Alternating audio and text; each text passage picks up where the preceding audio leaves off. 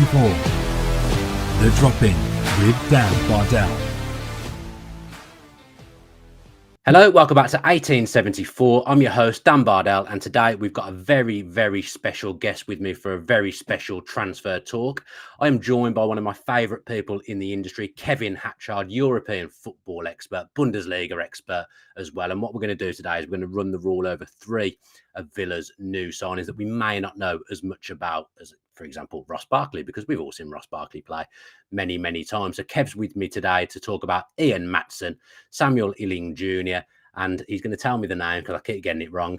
Enzo what, Kev? Enzo Barrenechea. Enzo Barrenechea. So, yeah, I've got to admit, Enzo in particular, I do not know much about. So it's going to be really, really helpful to speak to Kev today. Hopefully learn some stuff along the way. But we've just been talking about the Euros, Kev. First, how are you? And two, how much are you enjoying the Euros? Yeah, I'm good. Really enjoyed it. Been able to do a big range of stuff, so that's been really nice.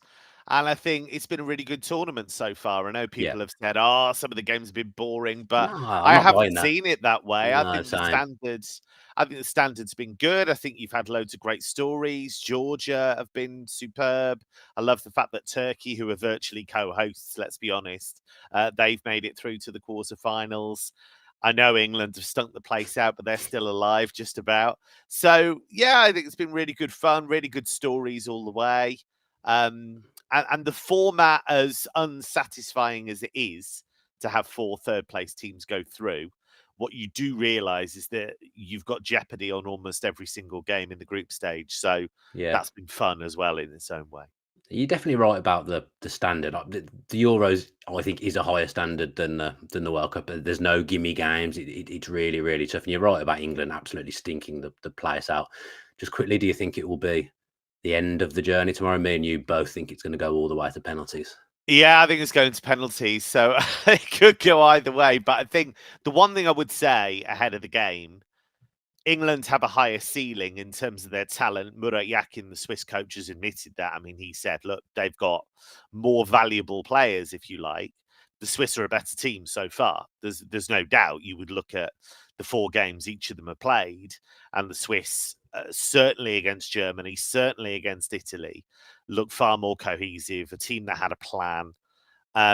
Not that England don't have a plan, but they clearly. I mean, I don't think we do, Kev, to be honest. No, I think we do. I think we're vague Southgate stands, aren't we? So we're kind of on his side, but I think they certainly have more clarity in what they're trying to do. So the big question ahead of the game really is, can England's greater quality show through, or will Switzerland's comfort with what they're trying to achieve be the deciding factor? But it's going to be close. Yeah, come on, Gareth. You've got 2 people here that want to defend you. Yes, You're making it very, very difficult for people like us. Save the legacy.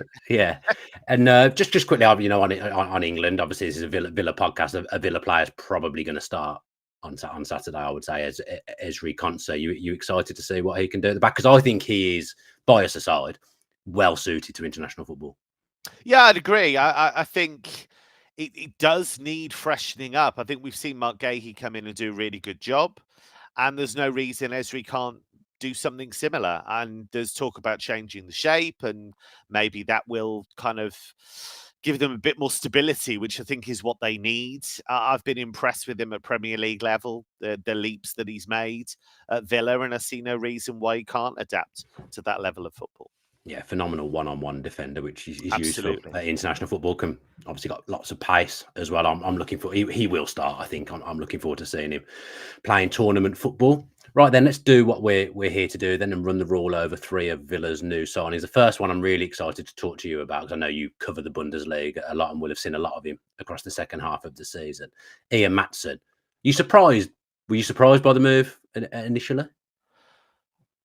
Him going to Villa, yeah, I think I was, because I wondered whether Dortmund would make that move permanent. I imagine what has happened is that they've looked at the figures and decided they wouldn't quite work. But I do know that he made a really positive impression. You know, they liked him very much. Nuri Sahin is the new head coach, and he was the assistant coach, so he knows all about Ian Maatsen's game. I think they've probably just looked at it and thought, look, we don't have inexhaustible resources, can we pay that amount of money when we need to strengthen several areas of the team? So I imagine that calculation came into it. And also, Villa are an upwardly mobile club in the Champions League, with the ability to pay good money for players, PSR notwithstanding. And we're past that now, thankfully. We don't need yeah, to, it's all for now good. anyway. It's all good. So get those gymnastics done and you're all good. So look, I think once a club like that comes into the equation, it does change the scenario. And I think, I was a little surprised, but I think it's a really positive move. I think what he needs is basically what he got in the second half of the season, which was a bit of stability, a bit of trust, and regular first team football. He never got that at Chelsea. He was never trusted in the way that he was trusted at Burnley. I know at a lower level, but he played a key role for them. And he came to Dortmund and he was a breath of fresh air because they'd had problems at left back. Rafael Guerreiro had left in the summer before to go to Bayern. So that was a big problem. Remy Bensebaini has not been the success that I think some people thought he was going to be. He was excellent at Gladbach, but he hasn't quite found, because of a mix of factors really, loss of confidence, few injuries, this and that. They were having to play Julian Riasson over there at times, and he's more of a right back. So it needed something. It needed somebody to come in there and do a really good job, and he did. He was dynamic. He wanted to get forwards. He was somebody who was comfortable coming into midfield. And so I think he boosted his profile. He really helped Dortmund, helped them get to the Champions League final. And he was probably, a lot of people rave about Jadon Sancho, and I understand why. If you're looking for consistency of performance, you'd probably say that Maatsen outshone him. Okay. What's his? You'll have seen him a lot, obviously. What's his standout attribute that you think will help Villa? He's got a few things, I think. There's a real, I know this sounds really basic, but there's a real enthusiasm. There's a real willingness and energy to get forward. He's always trying to make something happen. There was a brilliant pass he played for Donyell Malen for a goal. I forget which game it was now, but he absolute laser-guided diagonal pass to release Malen. So he's got technical attributes. He can get forwards. He, as I say, he's comfortable coming into those midfield areas, those tight spaces. So he can drive forward. Obviously, you've got at Villa very attack-minded left backs anyway. Certainly, Alex Moreno, who I'm a big fan of. Guys who want to get forward and help out in an attacking way. So he's very modern fullback in that regard. The problem I have with him at the moment, and I'm sure this will come the more he plays and the more he learns, he can make mistakes. We know that. He made a really bad mistake against Atletico Madrid in one of the Champions League games away from home, where he passed the ball across the face of his own goal, and it was seized upon by Rodrigo de Paul, who scored. And then in the Champions League final, just a lack of concentration, plays a poor pass, and basically that leads to Real Madrid's second goal. So he's made some errors, which I'm sure he'll learn from. So concentration, having a greater awareness of what's around him, I think that can improve. The other bit I think he needs to work on is some of his tackling. He could be a bit rash. He can dive in on players. I think if you look at the first leg of the Champions League semi-final against Paris, he dived in fairly early and got a yellow card. And then he basically couldn't really defend against Dembele for the rest of it because he didn't want to make that challenge and get sent off. So that's what he can brush up on. Defensively, I think he can be better. In terms of some of his possession game, he can be a little bit tidier. But there's definitely a lot to like. There's quality on the ball, there's drive, and there's energy. And I think there's a lot for Unai Emery to work with.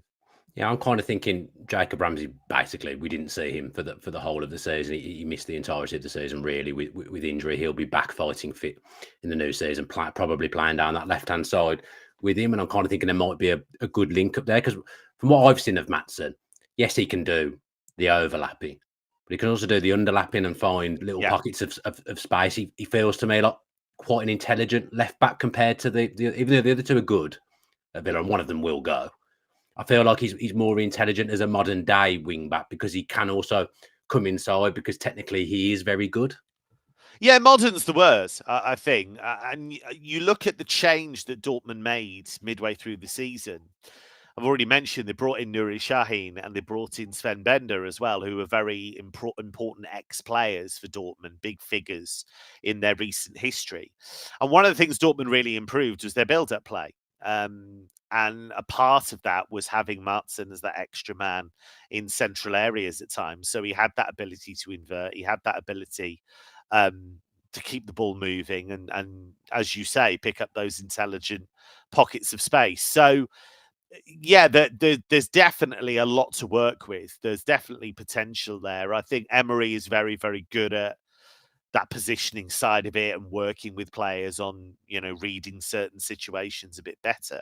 So I think we'll see that with Maatsen as he develops. Yeah, you've said something that I kind of alluded to in a previous podcast as well. Like, a few people were worried that Dortmund apparently didn't want to sign him, but I'm sure they'd love Sancho and Maatsen, wouldn't they? But just the budget doesn't allow. So I'm encouraged that you've said that, because do you think he would have preferred to stay at Dortmund? Do you think if he had that option, do you think that would have been something he would have preferred maybe, or do you think Premier League speaks for itself?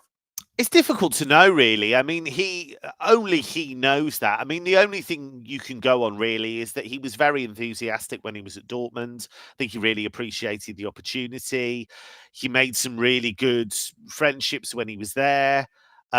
It's not that far from home. You're only a hop over the borders to the Netherlands, so that's a part of it. Not that England to the Netherlands is a massive trek, but I think if that was on, he certainly would have strongly considered it. But as you say, I mean, this is a guy that when he was at Chelsea wanted to be a regular Premier League player. He came up into the Premier League with Burnley, having been on loan. I think he was really hoping to make that leap and that Chelsea would give him that trust and try him. And it just didn't happen for him. So, yeah, Dortmund have obviously moved on to other thoughts, other targets. Have been linked with Ferdi Kadiolu, who's had a brilliant Euro with Turkey. And maybe a bit cheaper is the truth of it. So I think there was a financial consideration that probably rode roughshod over everything else. But certainly, did he make a positive impact to Dortmund that would lead them to consider making that move for him? Yeah. I'm looking forward to seeing him. This is the kind of signing I've wanted Villa to make. Yes, he's cost a fair bit of money, but he's still got room to grow. He's a young player, but the big thing for me is probably comes into Villa's squad and has probably got as much Champions League experience as he's certainly got more Champions League knockout experience than anyone really, except for Pau Torres in that Villa squad, despite being 22. And I think that's a big thing that he played Champions League football last season. I know the format is changing, but he's accustomed to that now. Whereas a lot of Villa's team, they won't. None of them have played in Champions League, really. Well, think of the guys he's had to play against. Yeah. That final at Wembley. I mean, the thing to remember about that final at Wembley was that they were the better team for Yeah, they were good. 60-odd minutes. I looked up at the clock at Wembley, and it was about 60-odd minutes, and I thought, oh, wow, Dortmund have been the better team against Real Madrid for all this time and are still playing well. And it was only once Carvajal heads in the opener that the whole thing fell apart. But for over an hour, they were the better team. And he was a part of that. And so, you are testing yourself then against the best around. Real Madrid are the best in Europe. I know a lot of people will wave that flag for Manchester City, but technically, having won the Champions League, they are the best in Europe. Yeah. So that's the level. They played Paris, over two legs, really difficult, but they were defensively solid across those two legs. Rode their luck a bit, admittedly. Paris hit the frame of the goal 6 times over the tie. But, he'll know what the level is and he'll know that he can match it. So, it's only a short run, but he can pass that knowledge on. And I think he'll be a more important part of what the Netherlands do going forward in the next few years as well. And he made it into the Champions League team of the season as well, didn't he? He was the left back in the Champions League of the team of the season, which probably tells you everything that you need to know. Let's move on then from Maatsen. Let's talk about Samuel Iling JR. going to ask you this probably about the next two, actually. Is he first team ready for Villa now? Getting there. I certainly think he could, as a kind of rotation option. And it depends how he does in training. I think you've got to go back to where is he in the journey right now. So he was on Chelsea's books for a long time as a kid. For whatever reason, decided not to stay with Chelsea, felt he wasn't going to get first team minutes, maybe. And that opened him up to a number of top European clubs who've been keeping an eye on him. And so he went to Juventus, and he's been part of this next-gen group that Juventus have been developing. He wasn't a regular starter, but I remember first properly seeing him in a Champions League game against Benfica. And he came on as a sub, and he was really good. He was really impactful. Like, he was running at people. He was trying to make things happen. And you thought, okay, this kid's got something. This is, you were aware of the name and you knew he played a bit. But that was the first time I properly sat down and I was co-commentating on the game and actually thought, wow, okay, this is really interesting. He played the Coppa Italia final. That's a big responsibility. He's got more and more minutes, and I think he's quite old school. He wants to get out to the touchline. He wants to take people on. I know there's talk of him playing, wing back or left back or whatever, but he's a winger, really. Okay. I think he's an old school winger that can run at people, and I think that's the element that you want to keep. Really, you want to keep that ability to go past people. That burst of pace, that's what you really want to use. Now, can he improve? Absolutely. His work without the ball is probably not great. I think that can be taught. That's something Unai Emery, I think, will work with him on. But the raw ability to take people on and be dynamic with the ball is there. And so I think, would you be throwing him in for a stretch of start straight away? No, but you'd say that about a lot of new young players. But I imagine he'll be somebody that'll be training hard, competing well against some of those wider options. He might have to learn a bit of what Emery wants from his wider players. That we've seen it time and time again, haven't we? That there can be a threat in that more central area sometimes. But, there's no reason that can't be taught. So, yeah, a very interesting signing. And I think, would Juve have wanted to keep him? Yeah, maybe. I think they'd have played him more if they kept him, but this was obviously an opportunity for them to get something very good, and they had to make a few sacrifices to kind of make that happen. So it's not like he was turfed out and they were like, he's terrible, get rid of him. I think it was just a necessary sacrifice to bring in a player of Douglas Luiz's quality.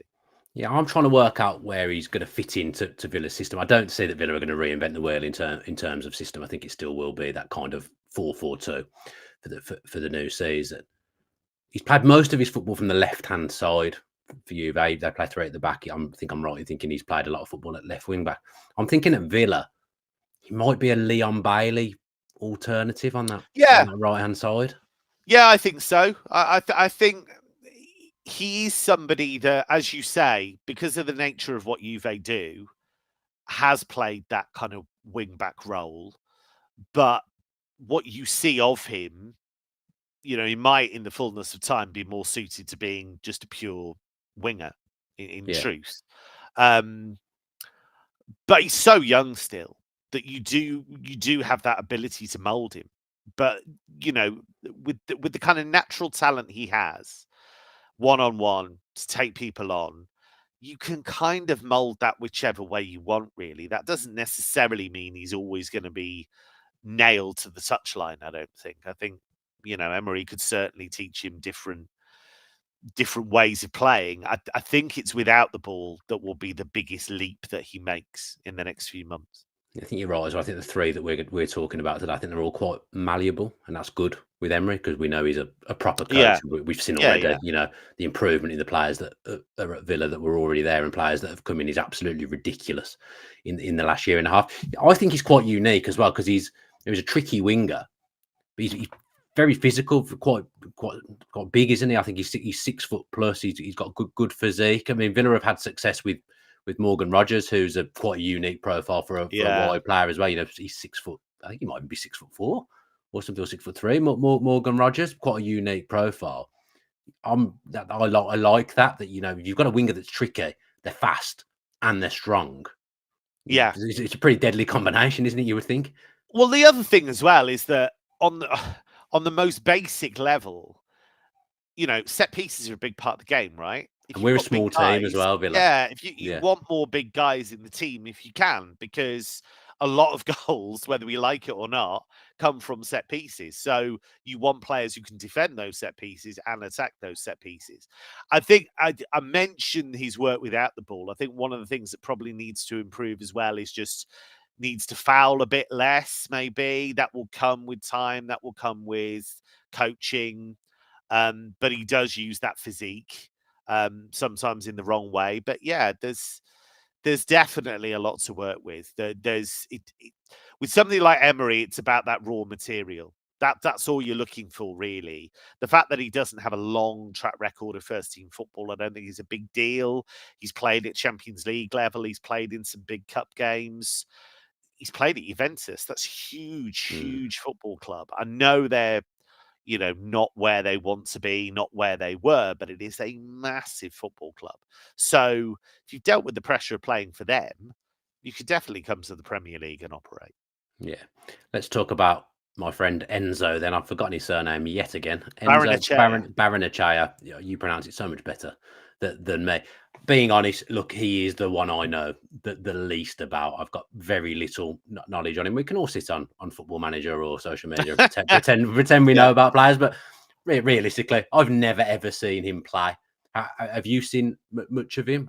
Yeah, a bit of him. I mean, so what's interesting about him is that he again is one of these. He came from Argentina. He was in Switzerland at one stage, and he again is part of this whole next gen program where Juventus have been bringing in these young talents, trying to develop them. And he's been at Frosinone in Serie A, so he was on loan there and was a regular. This has been his breakout season. He did miss a big chunk prior to this season, earlier in his career, with a knee injury. So that set him back a bit. But I think what's worth noting is that he played for Frosinone pretty much the whole season, and they were very unlucky to go down. You know, they were. It was a goal right at the end of the season that Empoli scored that sent them down, and Udinese won on the final day, or got the result they needed, and they stayed up. Empoli stayed up, and Frosinone went down. So he was part of a team that gave it a good go, really, staying up. And I think more importantly, played regularly from the start. So he's had a season at a good level. Under a coach in Eusebio Di Francesco, whose reputation has been sunk a bit in recent years, really, but has always been seen as quite a progressive guy, some quite interesting ideas. So he'll have learned some stuff from him. He's a holding player, really. He's 6'1", good in the air, does all the things you'd expect a defensive midfielder to do. His numbers for like ball recoveries are good tackler, and a good passer of the ball as well, actually. You know, can play those line breaking passes, can play the ball into the final third. So again, you've got building blocks there to work on, but he is very much somebody who you would see as kind of a holding player, really. And you don't know at this stage what level he's going to get to. But the one thing you'd say, I guess, is that Boubacar Kamara being out for Villa for a big chunk of time was a real problem, right? Yeah, big time. And Douglas Luiz was then asked to do, you know, kind of things that he wouldn't necessarily want him to do. He had to fill in a bit deeper. Is that fair to say? Yeah, rather he suffered than as a consequence. Yeah, rather than the kind of more progressive stuff that a player like that you would want them to do more often. So having that depth in that area, I'm not saying he's on the level of Kamara at this stage, but that would be the idea. I think that would be the idea, to kind of develop a player who could be that holding option. So Are you saying he's more Boubacar Kamara than he would be Douglas Luiz in terms of how he plays the game? I think from what we've seen at Frosinone, it's kind of that either the holder or in a two, but somebody who will play the ball forwards and will have that ability to try and do that, but somebody who is a very much win the ball in the air, break up play, get the team moving from that kind of way, rather than Douglas Luiz always see as very, very technical player, isn't he? Yeah. Really. So that may come, but at the moment, I think he's kind of that solid holding player. But again, like Iling JR and like Maatsen, really, lots of time to develop, lots of space to grow. This might be quite a lazy comparison from me, from the clips of him I have seen and the route that he's taken, obviously coming from South America and being at Juve. There's like shades of Bentancur with him in terms of his physique, the way he plays the ball. I can see that. Yeah. Bentancur is a really interesting one because the temptation with him is to think of him as he's kind of broken out of that mold a little bit, hasn't he? Because he can surge forward a bit and he can pass the ball, but he can surge a bit as well. And I think with him, I think it's mentality with him as well, Bentancur. That's what I'm interested about with Barrenechea, is to see how he copes with the Premier League, how he copes with the change of football, the change of country, all that stuff. Because with somebody like Bentancur, for example, he was playing in the Super Classico when he was a teenager. That's insane. If you could do that, you're a pretty tough guy. So, yeah, I think, again, he hasn't played loads for Juve. He had a few appearances here and there, but very, very limited. But the fact that he's just got a long season in Serie A under his belt, I think is a good step. It feels like it's a big step from doing that to coming to Villa and asking you to play in the Premier League everywhere. So I think I've got the feeling he might be a slow burner.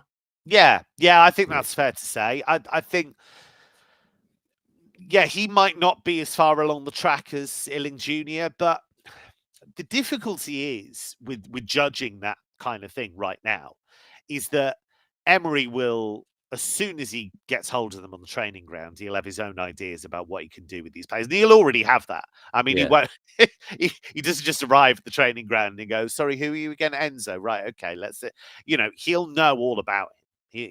He'll have files and files of what he thinks these guys can do.